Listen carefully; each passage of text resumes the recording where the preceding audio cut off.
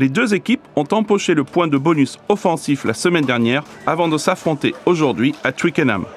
Danny Care devient le demi de mêlée anglais le plus capé avec 78 sélections. L'entraîneur gallois, Warren Gatland, n'avait effectué aucun changement, mais a dû faire face au forfait de dernière minute de Lee Halfpenny, remplacé donc en 15 par Gareth Anscombe. Les locaux, à la recherche d'une 15e victoire successive à domicile dans le tournoi, sortaient très vite des starters et Owen Farrell tapait un fantastique coup de pied à suivre, parfaitement dosé et dans l'espace, que Johnny May récupérait pour inscrire son 11e essai international. Entame parfaite pour les hommes d'Eddie Jones, malgré des conditions météo difficiles. Farrell manquait la transformation et 5-0 pour l'Angleterre.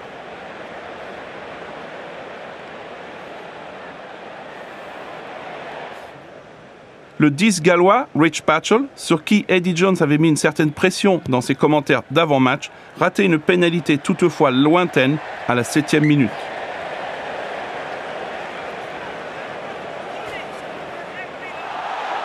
Et au milieu de la première période, l'Angleterre augmentait son avance, une nouvelle fois grâce à May.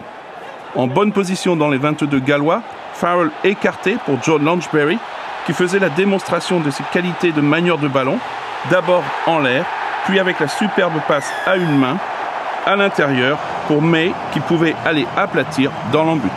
Superbe contribution de Lansbury et finition de May.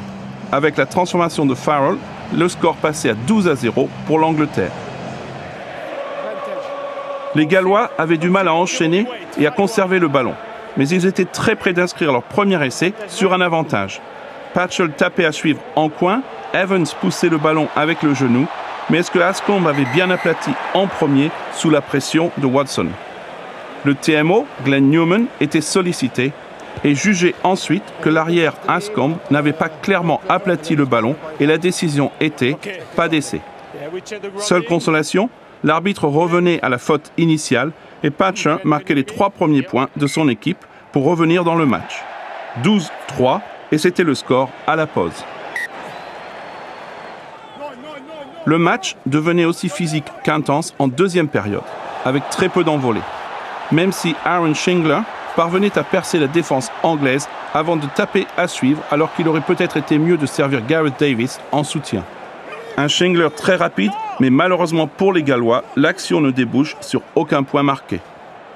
Ces occasions de marquer étaient d'ailleurs rares, mais à l'heure de jeu, les Gallois bénéficient d'un bon ballon. Anscombe s'infiltre, Shingler et Parks venaient au relais avant que Ken Owens ne trouve George North qui lançait Scott Williams à son tour. Le centre des Scarlets, sans un superbe plaquage de Sam Underhill, aurait marqué, mais il finit en touche près de la ligne. Superbe action galloise, mais le score reste de 12-3 pour les locaux grâce au plaquage d'Underhill. L'Angleterre, à la recherche de sa 25e victoire en 26 test matchs, avec ses 9 points d'avance et une défense intraitable, pouvait se permettre maintenant de gérer le match. En fin de match, les Gallois étaient une nouvelle fois à 2 doigts de faire sauter le verrou anglais. George North slalomait sur son aile droite avant de passer à l'intérieur, parfaitement dans le tempo. Anscombe, auteur d'une très bonne performance à l'arrière puis en 10 après la sortie de Patchell, montrait alors sa vitesse de course. Le ballon était recyclé, Wyn Jones avançait et Aled Davis passait à Parks qui tapait à suivre.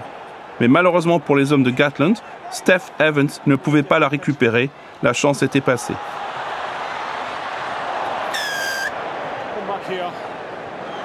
L'arbitre revenait à une faute préalable et Anscombe passait la pénalité, ramenant son équipe à 6 points, soit à un essai transformé de la victoire.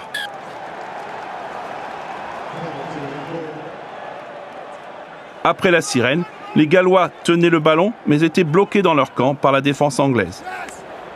Puis, Underhill permettait un turnover, c'était fini. L'Angleterre avait réussi à conserver son avance.